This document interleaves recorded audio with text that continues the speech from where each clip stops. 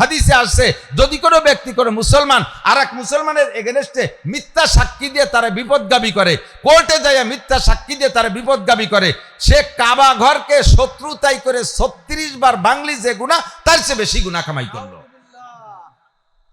আমাদের দেশের মুসলমানরা তো মিথ্যা সাক্ষী দেয় না, মিথ্যে সাক্ষী দেয় না, মিথ্যে সাক্ষী ছাড়া জানেই না, সত্যি সাক্ষী জানেই না।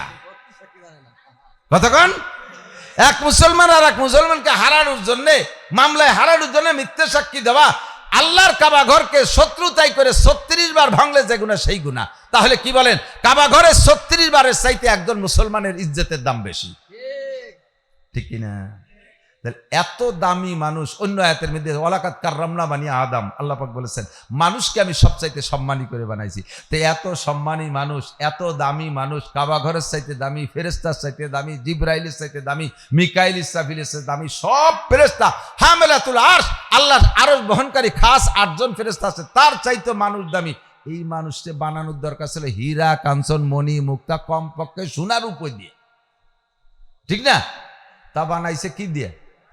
মাটি দিয়ে, তাও ভেজাইলিয়ে মাটি। কোনো কোনো জায়গার মাটি একটু দলা, সে জায়গার মানুষ সাদা হয়েছে, আবার আর এক জায়গায় দাইফু মাটি দিয়ে বানাইছে, সে জায়গার মানে ধুমসা কালা হয়ে গেছে, আর একদা দোয়াশ মাটি দিয়ে বানাইছে, তারা একটু আদা সাদা আদা কালা মাটি মেঠি ভাব হয়েছে। এই ভ্যারাইটি কিসেমের মাটি। কিছু কিছু মানুষে বানাইছে মনে হয় একেবারে পচা কুইয়ে পচা মাটি দিয়ে, তাকে স্বভাব ওই রকম পচা, ঠিক না? আল্লাহ তাআলা এই দামি মানুষটা দামি কিছু দিয়ে না মানে মাটি দিয়ে বানাইলেন কেন? অহংকার মেটানোর জন্য। মাটির ভিতরে 2টা গুণ আছে, খেয়াল করেন। মাটির মধ্যে কয়টা গুণ? 2টা গুণ আছে। এই 2টা গুণ আল্লাহর খুব পছন্দ হয়, এই জন্য আল্লাহ মাটি দিয়ে বানাইছে। খেয়াল করেন, খুব ভালো করে খেয়াল করেন। 2টা গুণ, কয়টা গুণ? 2টা গুণ মাটির মধ্যে আছে, যেই 2টা গুণ আর কাহারও মধ্যে নাই। এই জন্য আল্লাহ মাটি দিয়ে পছন্দ করে মাটি দিয়ে মানুষ বানাইছে, যাতে মানুষের মধ্যে 2টা গুণ প্রকাশ পায়। একটা গুণ হলো মাটির মধ্যে ধৈর্যশীলতা আছে, মাটির ভিতরে সহনশীলতা। মাটির উপরে, মাটির ভিতরে যে ধৈর্য আছে, এটা আর কাহারও মধ্যে এই ধৈর্য নাই। মাটির উপরে এক জায়গা মাটিরে খনন করে বিশাল পুকুর বানায় ফেলাইছেন, 200 বছর পর্যন্ত পুকুর হিসেবে ব্যবহার করছেন। এই 200 বছর পরে যাইয়া সেডেরে ড্রেজার দিয়ে ভরাট করে দিয়ে বালি দিয়ে সমান করে সে জায়গা 50 তলা দালান উঠে দিয়েছেন। মাটিতে কি কোনোদিন কইছে মিয়া তোমার কোনো হিতায়াত জ্ঞান আছে? বেবোধ কোথাকার, জীবনে মায়া বলতে কিছুই নাই। আগে কয়বার বেটা খুশি আমার এতদিন কিন্তু বইয়ের বানাইছো, আর একটু সমান হয়ে তাহলে 2 বছর দিলে না, দেরিয়তি দিলে না, ধরি এই 150 তলা দালান একটা উঠে দিয়েছ, তুই 2 মন বইয়ে দেখছিস কিরমটায়? মাটি থেকে এই কথা কইছো কোনোদিন? এই যে পেঁয়াজের সময় একরকম চাষ দিয়েছেন, পাটের সময় আর এক রকম চাষ দিচ্ছেন, মাঝে ধান লাগানোর জন্য আর এক রকম চাষ দিচ্ছেন। মাটি থেকে কোনোবার কইছে মিয়া তোমার গায়ে একটা নখের কুরানিও সয় না, আমার এইভাবে ফাড়িয়ে ফিরিয়ে চৌচির করতেছে, কোনোদিন কইছে? মাটির উপর দিয়ে রেল লাইন বানাচ্ছেন, মাটির উপর দিয়ে জীবন ভরে হাঁটতেছেন, মাটিতে কোনোদিন কয় না মিয়া এখন মাটির তল দেওয়াটা আমরা তোমাকে মাথার পর থাকবো, এ কথা কোনোদিন কয় না। মাটির ভিতরে ধৈর্য আল্লাহ তাআলা দিয়েছে, কথাক্ষণ ঠিক না? 2 নম্বর মাটির আর একটা গুণ হলো মাটিরে যা দেবেন সে তার চেয়ে বেশি দেয়। মাটিরে যা দেবেন তার চেয়ে বেশি দেয়। মাটিরে 1 কেজি পেঁয়াজের বীজ দেবেন, মাটিতে আপনারা 40 মন 20 মন পেঁয়াজ দেবে। 1 কেজি পাটির বীজ দেবেন মাটিরে, মাটি আপনারা 20 মন পাট দেবে। মাটিরে একটা কাঁঠালের আটি দেবেন, আপনার একটা গাছ দিয়ে 100 বছর কাঁঠাল দেবে। মাটিরে একটা নারকেল দেবেন, আপনার একটা গাছ দিয়ে তাতে 50 বছর নারকেল দেবে। কথাক্ষণ ঠিক ঠিক না? ওরে যা দেবেন তার ভিতরে ফলায়। একটা ধান দেবেন, 7টা গাছ দেবে। ফিকুল্লি সুম্বুলাতি মিয়াতু হাব্বা, প্রত্যেক গাছের মাথায় 100 করে ধান দেবে। একটা ধান দিলে মাটিতে 700 ধান দেয়। এই আমানতদারি মাটির মধ্যে আছে। আর আগুনের ভিতরে সম্পূর্ণ বিপরীত। কথা বলেন, আগুনের ভিতরে একটা ধান দিলে 500 ধান হয়, যেটা দেবে সেটারও পুরো ছাই বানায় ফেলায় দেয়, ঠিক না? মাটির আগুনের ভিতরে নম্রতা আছে, অহংকার এখানে ছাড়িয়ে দিলেও নিচের দিক যায় না, উপর দিক যায়, ঠিক না? আগুনের ভিতরে অহংকার। জিনকে বানাইছে, শয়তানকে বানাইছে আগুন দিয়ে, তার ভিতরে খেয়ানত আর অহংকার আছে। এই জন্য আল্লাহ তাআলা মানুষ বানাইছে মাটি দিয়ে, যাতে মাটির ভিতরে নম্রতা, ভদ্রতা এবং আমানতদারি পায়। কিন্তু দুঃখের বিষয় হলো এই মাটির বানাইনে মানুষের ভিতরে খেয়ানত পরিপূর্ণ আছে, অহংকারও পরিপূর্ণ আছে। যে আশায় আল্লাহ পাক মাটি দিয়ে মানুষ বানাইছে, আল্লাহ পাকের সেই আশা পূরণ করলো না মানুষে। যুবকরা বেয়াদবি করে, এই যুবক থাম, জ্ঞান দেয়া লাগবে না, বাসা পাল্টায় দিছে। আগে তো আমাদের, আমরা যখন ছোট ছিলাম, মুরব্বীরা ধমক দিলি ভয়তে কোন দিক দিয়ে কিরা কোন দিক দৌড়বো তার ঠিক ছিল না। মুরব্বীরা কথা কন না কেন? একটু কাছের কড়ি একটু মাইটিয়ে কড়ি খেলতেন, মনে আছে?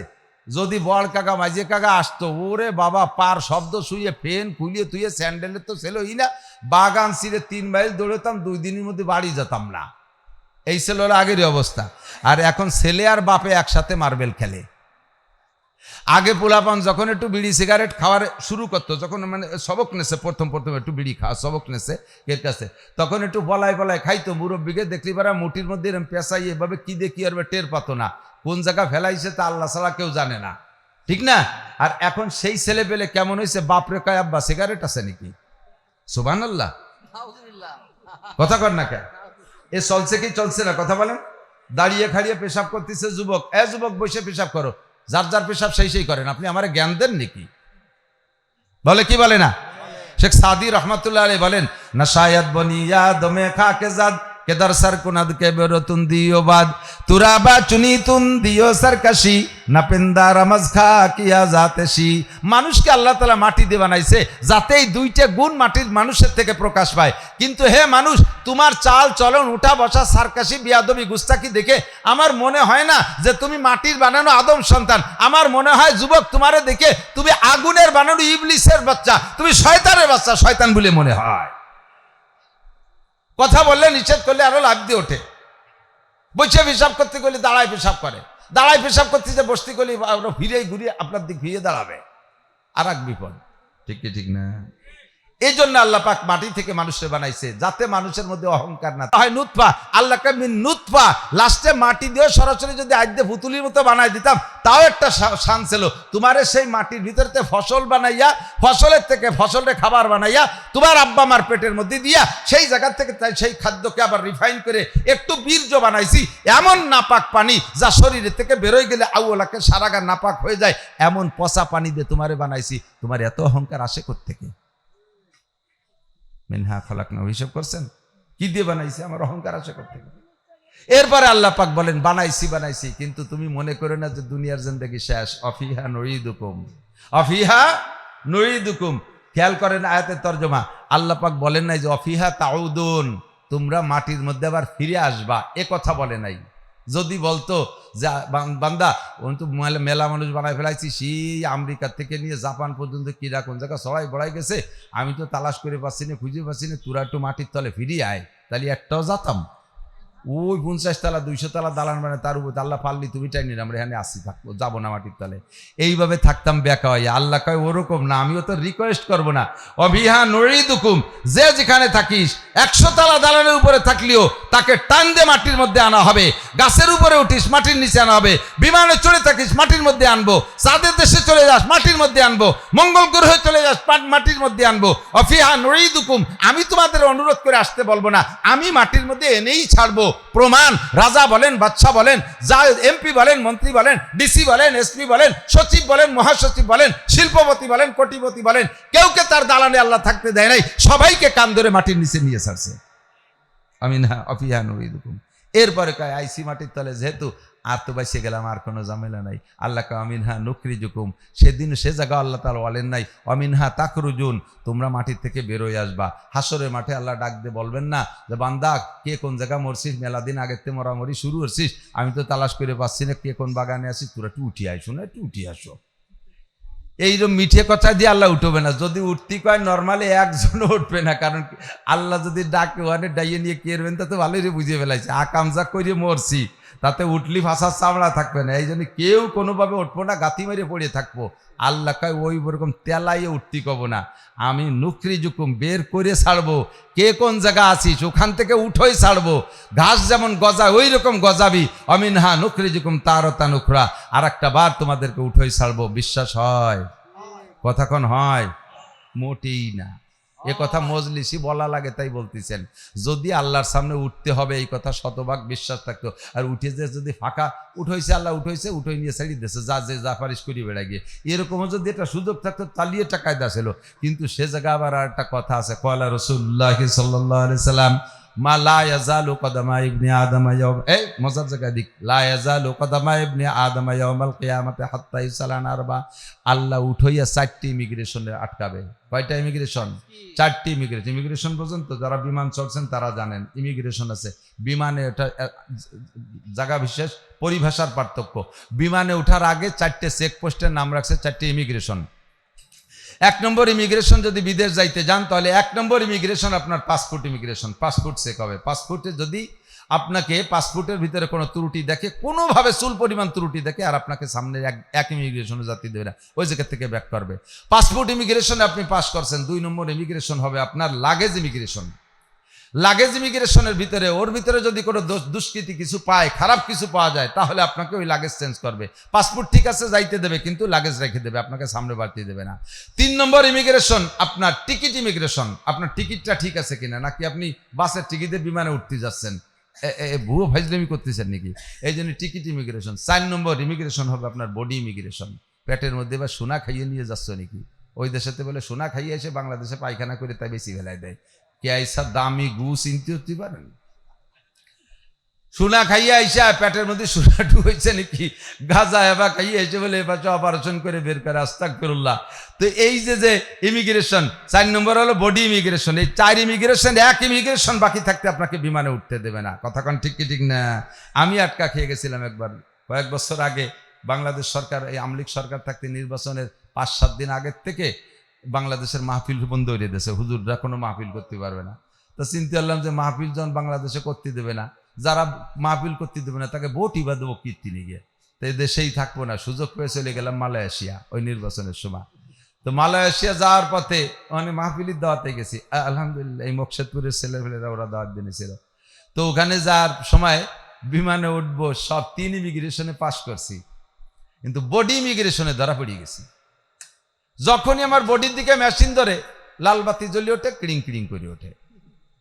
যারা আমার বডি ইমিগ্রেশন করতেছে সবই আমার চেনে, আমার অশোনে, ওরাও লজ্জা পাচ্ছে। ঘটনা কি কইতে তো পারে না, পাবলিকলি তো কত যে সব খুলিয়ে ফেলেন, জামাও খুলিয়ে দেখাইছি, গেঞ্জি খুলিয়ে দেখাইছি, আর তো কিছু খোলার নাই।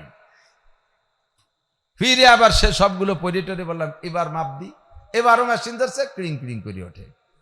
বড় বেকায়দা, সবাই আমার দিক চেয়ে রয়েছে, হুজুর যেন কি আকাম করতে যাচ্ছে এবারে বিদেশ। ভয়ে পান পরান কাঁপতেছে, আল্লাহ লজ্জাতে যে আবার দৈনি টেনে আটকায় না ফেলে, যে বডি ইমিগ্রেশনে ধরা পড়তেছি কেন, কিচ্ছু নাই পকেটে, চাবি চুবি কলম টলম সব। এর মধ্যে ফেরেস্তা পাল্টে গেল। ওরা যারা এতক্ষণ পরীক্ষা করছে, এই ফেরেস্তা পাল্টা একটা মহিলা ফেরেস্তা পাঠাইছে। এই মহিলা এসে একটা মেশিন এনে আমার দিকে এরকম ধরে একটা লাইট মারলো, লাইট মেরে কয় হুজুর আপনার বুক পকেটে দেখেন ছোট্ট একটা এই আছে, ডায়েরি আছে, এই ডায়েরির ডায়ালের মধ্যে দেখেন এখন ব্লেড আছে, ওই ব্লেডে আপনারা আটকায় ফেলেছে।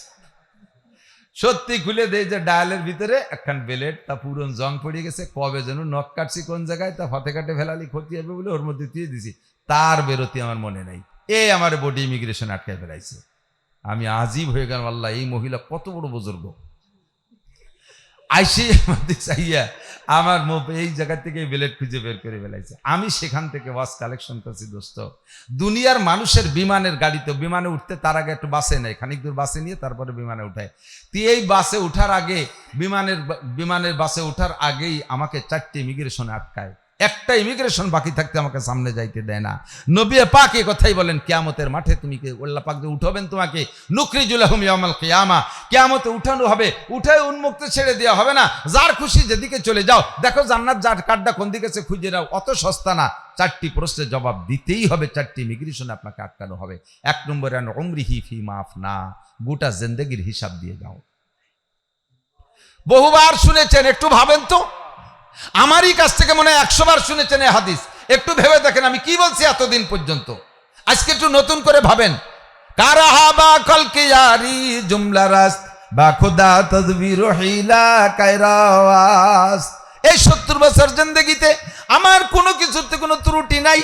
আমার জামা কাপড় ময়লা থাকলে আমি নিজে হাতে দিয়ে পরিষ্কার করি, জামাটা আয়রন করে ব্যবহার করি, লুঙ্গিটা পরিষ্কার করে ব্যবহার করি, জুতো জোড়া ময়লা হয়ে গেলে মুসির কাছে নিয়ে কালি করাই।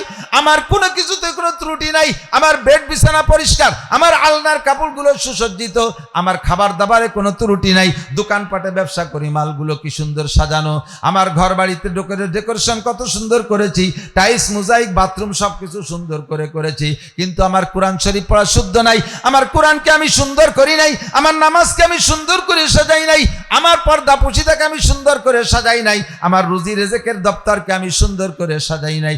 দুনিয়ার সব কিছু আমার পরিপাটি, ধর্মের বেলায় আইছে আমার সব কিছু অপরিপাটি। একটু চক্ষু বন্ধ করে হাত দেন বাবা। ইংলিশে বুড়ো মানুষ ইংলিশে পত্রিকা পড়ে, সেই ব্রিটিশ আমলে বিএ পাস, গল্প মরে আমি ব্রিটিশ পিরিয়ডের বিএ পাস, ইংরেজিতে অবিরাম। এই রিটার্ডের পরও শীতে শুয়ে শুয়ে বাংলা পত্রিকায় তৃপ্তি পায় না, ইংলিশ পত্রিকা পড়ে। কাকা আলহামদুলিল্লাহ পড়েন দি, দামা হানিকে একটা হাই সাইডি দিয়া সাদরাই করেছি। তা আসেন মসজিদি তবলিগ জামাত এসে মস্ক করতেছে, বইছিলাম ওই না গালে আসে না। এই জায়গা আসলে মুহি প্যারালাইসিস আসে, এই জায়গা আসলে মুখে প্যারালাইসিস। কাকা আত্মীয় বলেন পারি না, দোয়া কুনুত পারি না। কি পারো তাই? তোমাকে ইংরেজি পত্রিকায় কবরে জাব মাপ করতে পারবে না, কিয়ামতের ময়দানে তোমাকে ইংলিশ পত্রিকায় পার করতে পারবে না। তোমাকে যা শিখতে হবে, প্রথম ফার্স্ট ইমিগ্রেশন কবরের জিন্দেগিতে, কবরে দিয়া মার রব্বুকা জবাব দিতে হবে, আমা দীনুকা জবাব দিতে হবে, আমান হাদার রাজুলুল্লাযী বুইসা ফীকুম আমান নবিয়ুকা, এই প্রশ্নের জবাব তোমাকে দিতে হবে। দুনিয়ার সবকিছু সুন্দর, এই জায়গায় এসে তুমি কেন অসুন্দর জবাব দিয়ে যাও? 2 নম্বর ইমিগ্রেশনে যুবক আমার প্রাণপ্রিয় বন্ধু, যুবকরা ভালো করে মনে রাখো, আরে এদিক ওদিক খেয়াল করো না, আমার দিক তাকাও। আনসাবাবি ফিমা আবলাহ, 2 নম্বর প্রশ্ন হবে তোমাকে 70 বছরের জিন্দেগির হিসাব তো আগে হবে, এবার তার ভিতরে থেকে আবার আলাদা একটা টাইম আল্লাহ বের করবে। ওই টাইমটা হলো তোমার যৌবনকাল। যৌবনকাল কোথায় কাটাইছো? ইম্পর্টেন্ট টাইম এইটা।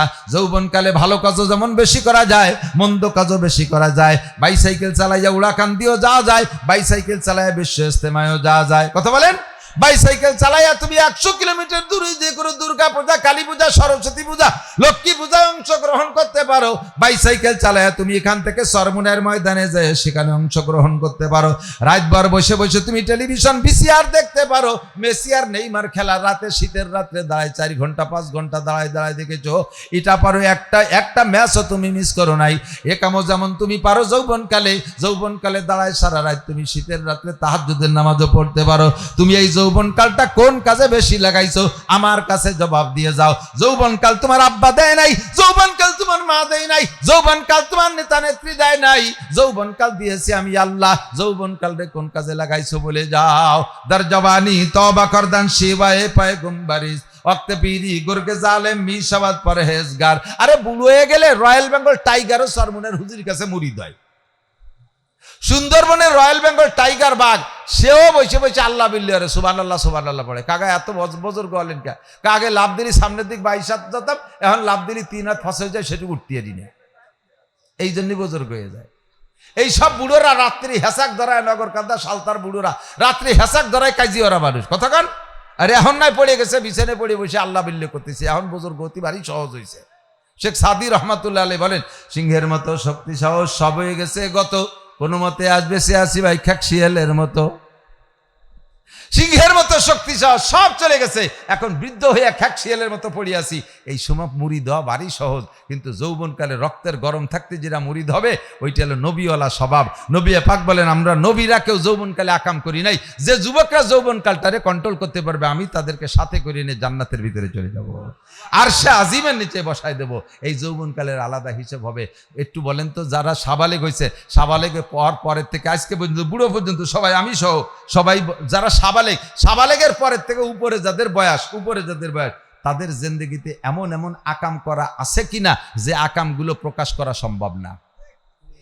Any man everybody challenge. একটা মানুষও তার এই কি বলা হয় আভ্যন্তরীণ আখলাকের উপরে শতভাগ গ্যারান্টি দিতে পারবে না। প্রত্যেকটা মানুষের জীবনে এমন এমন অন্যায় করা আছে যা ব্যক্ত করা যায় না। আহকামুল হাকিমিনের এক নাম সত্তার, তার সত্তার মানে গোপন করনেওয়ালা। আল্লাহ আমাদেরকে গোপন রাখে বিদায় সমাজে মুখ দেখাতে পারি, ঠিক কিনা? এইটা করছি বেশিরভাগ যৌবনকালে। কোন কালে? এই যৌবনকালটা। তোমরা যারা এখন যৌবনে আছো, আজকে যদি তুমি তওবা করো, খাস তওবা করো, তুমি আব্দুল গফফার সাহেব হুজুরের চাইতে আল্লাহর কাছে বড় বুজুর্গ হয়ে যাবা। তুমি সরমুনার পীর সাহেবের চাইতে বুজুর্গ হয়ে যাবা। তুমি আজকে তওবা করো, আল্লাহ ভুল করে ফেলেছি, অনেক গাঁজা খাইছি, বিড়ি খাইছি, জিনা করেছি, বহু মেয়েদের চরিত্র নষ্ট করেছি, অন্যায় করেছি, অনেকের গাছের ফল ফ্রুট পাড়ি চুরি করে খাইছি, কত মুরগি চুরিয়ে রেখে খোপে আগুন ধরাই দিছি। আল্লাহ তুমি মাফ করে দাও, আজকে তওবা করো, তুমি সবচেয়ে বড় বুজুর্গ। শাবুন শাফি ইবাদাতিল্লাহ। আল্লাহ আন শাবাবি ফিমা আবলা। 3 নম্বর হলো ওয়া আন মালিহি মিন আইনা ইকতাসাবা ফিমা আনফাকা। 3 নম্বর ইমিগ্রেশন বড় ডেঞ্জারাস। খেয়াল করি কেন 3 নম্বর ইমিগ্রেশনটা খুব ডেঞ্জারাস, বিপজ্জনক।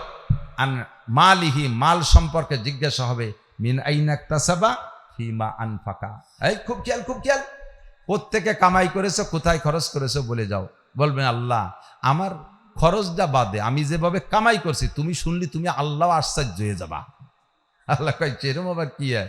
কয় যে আমি ভ্যান চালাইছি 8 ঘন্টা রোজা থাকিয়ে, মাথার ঘাম পায়ে চলে গেছে, ভিতরে রসকস কিছু নাই, একটা রোজা আমি রমজান মাসে ছাড়ি নেই, ভ্যান চালাই কামাই করছি। টাকাটা বড় কঠিন হালাল না?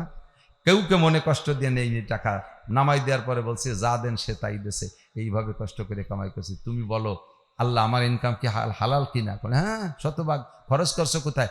শনিবারে ব্যারাকের কিস্তি দিছি, শনিবারে ব্যারাকের কিস্তি দিছি। কামাইটা করছো বড় সুন্দর, কিন্তু খরচটা করলে কোথায়? গ্রামীণ ব্যাংকের কিস্তি দিছি, আশার কিস্তি দিছি, কামাই করছি রোজা থেকে ভ্যান চালাইয়া, কিন্তু খরচ করছি ওই জায়গায়। এই জন্যই তুমি আটকে যাওয়া। তুমি কি করছো? আল্লাহ কামাই যেভাবে করি না করি, খরচ শুনলি তুমি আল্লাহ আশ্চর্য হয়ে যাবা। কি করছো? কাবা ঘরের গিলাপ দিয়ে দিছি। এই বছর কাবা ঘরে যেদিন গিলাপ দেয় মুহররমের 1 তারিখে, আমি সেই দিন হেরেম শরীফে গেছি উমরায়, হাজির হওয়া আছে। ঢুকছি তো ধুয়ে আমার ঢুকতে দেন, কয় যে আজকে ঢুকা হবে না, এই রাত্রে রাত 3টের আগে ঢুকা যাবে না। আরে সরিয়ে যায় কারে, আমি কতক্ষণ ধরে রাখবো? কাবা ঘরের গিলাপের গায়ে 1400 কেজি ওজন, প্রায় 1.5 টন কেরান দিয়ে উঠায়। এর গায়ে দেখছেন ওই যে সোনালী রঙের লেখা, কোনো এমনি নর্মাল সুতো দিয়ে লেখা না, 114 কেজি স্বর্ণ দিয়ে ওই লেখাটা, হুবহু স্বর্ণ, 114 কেজি। জায়গায় জায়গায় সাদা লেখা দেখেন না, ওটাও সাদা সুতো দিয়ে না, রূপো দিয়ে লেখা, 60 কেজি রূপো, 114 কেজি স্বর্ণ, 60 কেজি রূপা। আর এই বিশ্ববিখ্যাত দামি কাপড় দিয়ে আল্লাহ আমি কাবা ঘরে গিলাপ দিছি। আল্লাহ টা পাইলি কোয়ানে, ওই রাস্তায় দাঁড়াইয়া মুসাফা করে নিছি আর কি। আমার 2টা এনজিও ছিল, ওই এনজিও থেকে ভালো টাকা আসতো, দেখলাম যে কি করবো, তাই যে তোমার কাবা ঘরে গিলাপ দিছি। আল্লাহ কয় জুতোর বাড়ি হবে তোর কপালে, শয়তান। তুই সুদিয়া টাকা, ঘুষিয়া টাকা, চুরা টাকা, ডাকাতি করা টাকা, টন মারা টাকা, গরিবের মুখের থেকে টাকা কাড়িয়ে না, বয়স্ক মানুষকে বৃদ্ধ বয়স্ক ভাতা করতে যে সেই টাকা দিয়া সেই টাকা কামাই করে, তাই যে তুই আমার কাবা ঘরে গিলাপ দিছিস, শয়তান। তো দাঁতের মাড়ি ভেঙে গেল, তোমারও উপায় নাই। লা সাদকাতা মিন গুলুল। খেয়াল রাখবেন 2টা জিনিস। কামাই আপনার অত মোটা দান করা লাগবে না, আপনার দানের অপেক্ষায় তো আল্লাহর দিন ঠিকই থাকে না। হাজার মানুষ টাকা পয়সা দিচ্ছে না, তাতে কি দিন ঠিকই আছে? তাতে দিন ঠিকই আছে। বরঞ্চ বলতে যে আশ্চর্য হয়ে যায়। আব্দুল কাইম ভাই জিজ্ঞেস করতেছিল কেমন চলতেছেন মাদ্রাসা? বললাম যে আমরা তো গোপালগঞ্জে পাইকারি আমলিগির আড্ডা, নিজলি আমাকে ওদিকে বিলেতি ডাকে ম্যাও ম্যাও করে শোনা যায়, নৌকো নৌকো নৌকো, এত নৌকো, একেবারে মাদ্রাসার পেটের মধ্যে নৌকো, সব নৌকো আর নৌকো। তা আমাদের তবে ওদিকের আওয়ামী লীগের একটা স্বভাব ভালো ছিল, তারা কখনো আমাদের ওলামাই কেরামের সাথে বেয়াদবি ব্যবহার করে নাই, খুব সদ্ব্যবহার এবং পর্যাপ্ত মাদ্রাসা করে, খুব দান করে আওয়ামী লীগের লোকজন মাদ্রাসায়। কিন্তু এই ঝামেলার পরে আমলিগালারা চলে গেছে, কিডা কনে তালাশ করে পাচ্ছি না, এমন দুশ্চিন্তায় পড়ে গেলাম যে মাদ্রাসা চালাবো কি দিয়ে, টাকা দেয় আমলিগালারা, তারা নাই, আর মাদ্রাসা চালাবো কি দিয়ে। দেখলাম যে এই বছর আরো ভালো চলতেছে। কারণ কি শোনেন, কারণ হলো এই বছর আমাদের তাওয়াক্কুল বোঝেন তো, ভরসা। তাওয়াক্কুল মানে কি? এতদিন মাদ্রাসা করছি দিনের জন্য, কিন্তু ভরসা ছিল যে অমুক শিল্পপতি দেবে, অমুক অফিসার দেবে, অমুক নেতা দেবে, এই অমুকের দিকে একটু নজর ছিল। এবার সে অমুকের গোষ্ঠী সব সেরি চলে গেছে, এখন দেওয়ার মতো দুনিয়ায় কোনো মানুষ নাই, বিলকুল মুনাজাত উপর দিক উঠে গেছে। আগে হাত এই দিক পারতাম, এখন হাত উপর দিক পাতি, আল্লাহ হয়ে গেছে কাম। আল্লাহ পাক কয় ঠিক আছে, এখন তাওয়াক্কুল কাছাচ্ছে, আমি আল্লাহ পাক রব্বুল আলামিন ব্যবস্থা করবো, অফিস সামায় রিজকুকুম, আসমান থেকে রিজিক পাঠাবো। এই জন্য বিগত সব বছরের চাইতে এবছর ভালো আছি, সব বছরের চাইতে আমার মাদ্রাসা নিয়ে ভালো আছি। ইতিমধ্যে আমি প্রায় 30 লক্ষ টাকা, 30-35 লক্ষ টাকার কাজ এই বছর করছি। যে 35 লক্ষ টাকা যে কোত্থেকে আসে তা আমিও জানি না, এখনো মাদ্রাসা চালু রাখছি। এখন আর কালেকশনের কিছু না, আমি মাদ্রাসায় মসজিদের কাজ হাত দিছি, বলছে কাজ চলতে থাকবে। কাজ চলতে তাহলে থাকবে। আল্লাহ যদি আমারে মাঠে রাখে, দুটো পয়সা আল্লাহ দেয়, এই দিয়ে আমি মাদ্রাসার কাজ চালাই নেবো, আমি আর কোথাও হাত দেবো না, কালেকশন মালেকশন সব বাদ। ওমাই ইয়াতাওয়াক্কাল আলাল্লাহ ফাহুয়া হাসবুহু, যে আল্লাহর পর ভরসা করে আল্লাহই তার জন্য যথেষ্ট হয়ে যায়। কথা বলুন ঠিক কি ঠিক না? সব কিছু থেকে ভরসা বাদ। রুজি দেয় কে? খাবার দেয় কে? এই যে পর্যাপ্ত বৃষ্টি কে দেয়? একটু দুনিয়ার রাজা বাচ্চারা এত কিছু পারে, ডোনাল্ড ট্রাম্প আইসে বাংলাদেশের বৃষ্টি ঠেকাই দিয়ে যাদি, নেতানিয়াহু এত পারিস বাংলাদেশের বৃষ্টি ঠেকাই দিয়ে যা, আর যখন বৃষ্টি হয় না তখন তোর 14 গোষ্ঠী নিয়ে 1 ফোঁটা বৃষ্টি নামাই দিয়ে যা। পারবে? বৃষ্টি কার হাতে? খরা কার হাতে? আপনাদের পিএস কার হাতে?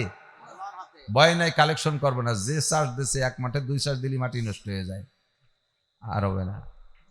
আলহামদুলিল্লাহ, আপনাদের এলাকার মানুষকে আল্লাহ তাআলা আলাদা কায়দায় তৈরি করছে। এই নগরকান্দা সালতার পিএস আমার মাদ্রাসার সাইনবোরা রয়েছে। 1 মসজিদে গেছি, সেই মসজিদে 42 মন দিয়েছে নিজেরা উঠে গিয়ে। এর আগের বছর সালতা এই বাহিদ্দে 1 মসজিদে দিয়েছে 50 মন, ওই 8গড় ইউনিয়নের সোহাগ চেয়ারম্যান তার মসজিদে দিয়েছে 50 মন। 1 বছর 100 মনে আর মাইপিয়ে কাটাই মাইপিয়ে দিয়ে দিছে। আরো খালি আমারে না, প্রত্যেকটা মাদ্রাসায় দেয়। এজন্য আল্লাহ পাক আপনাদের এই 2টা ফসলকে রানিং রাখছে। আপনারা এর হক আদায় করবেন না? জীবন বেড়ে এর হক আদায় করবেন না?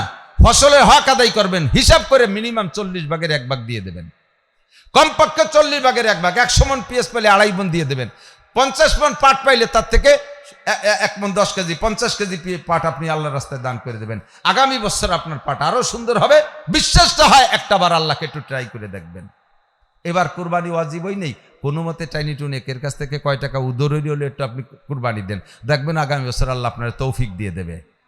আগামী বছর এটা একটা দেওয়ার তৌফিক হয়েছে, ছোট মোটো একটা জেটটুকেরটা দেওয়ার তৌফিক হয়েছে, তার সাথে কষ্ট করে একটু বাড়ায় দেবেন। আপনি 50,000 টাকা দিয়ে একটা গাই কিনতে পারেন, ওর ভিতরে কষ্ট করে 10,000 টাকা খরচ করে 60,000 টাকা দিয়ে একটা ভালো গাই কেনেন। আগামী বছর দেখবেন আল্লাহ পাক আপনাকে 1 লাখ টাকা দিয়ে একটা আইডিয়া কেনার তৌফিক দিয়ে দিচ্ছে। পারা যাবে না?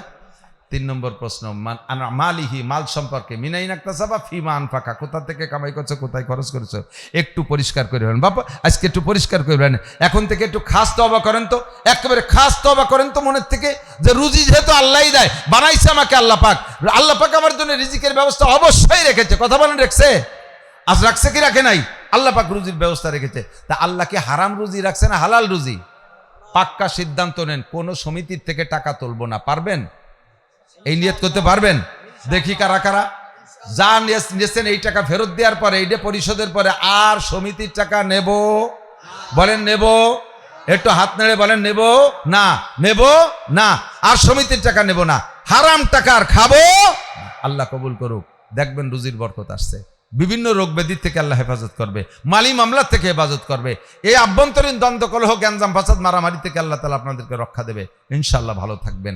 4 নম্বর প্রশ্ন করে শেষ, দোয়া করে দেবে, দিক তাকান। 4 নম্বর ইমিগ্রেশন হলো মাজা আমিলা বিমা আলিমা, কম শেখেন নাই, আজকেও কম শেখেন নাই, অনেক কথা শিখছেন। যা শেখছো এরপর আমল করছো, কটুক কয়ে যাও।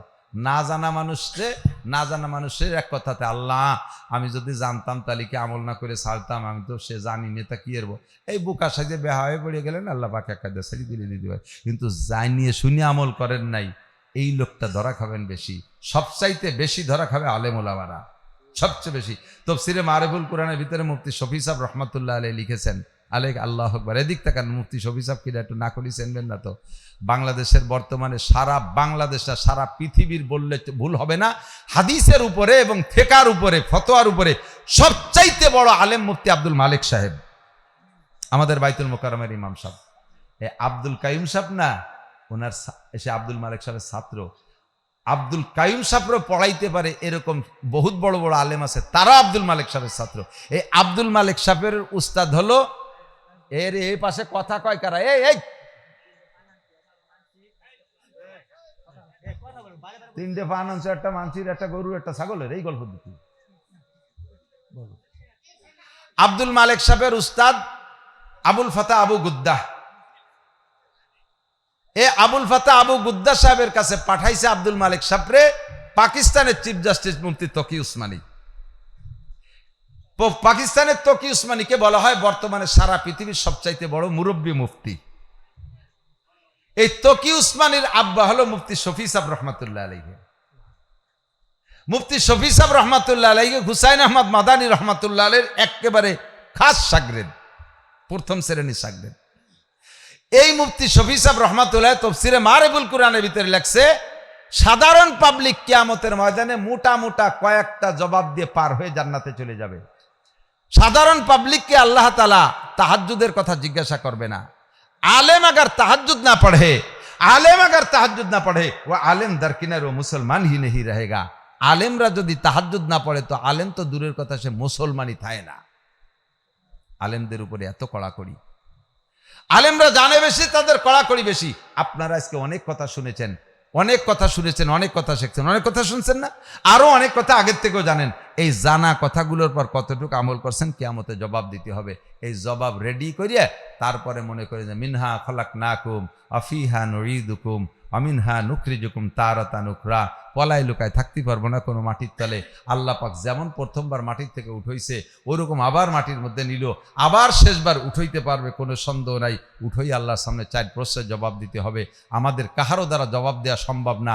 আল্লাহ বিনা প্রশ্নে বিনা জবাবে আমাদেরকে পার হওয়ার ব্যবস্থা করে দিও। জোরে বলেন আমিন। আর